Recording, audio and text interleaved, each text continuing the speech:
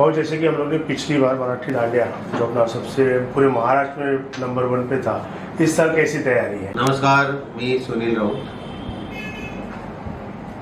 गणपतीचा उद्या अनंत चतुर्दशी आहे. उद्या गणपतीचं विसर्जन होईल. गणपतीनंतर इमिजिएट आपला नवरात्र सुरू होईल.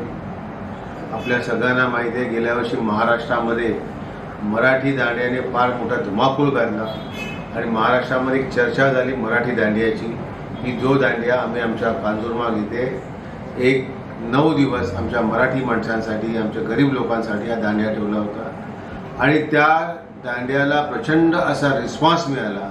यावर्षी सुद्धा आम्ही परत एकदा मराठी दांडिया घेऊन आम्ही येतोय. मला माहिती आहे की आपल्याला प्रचंड असा रिस्पॉन्स यावर्षी सुद्धा मिळेल.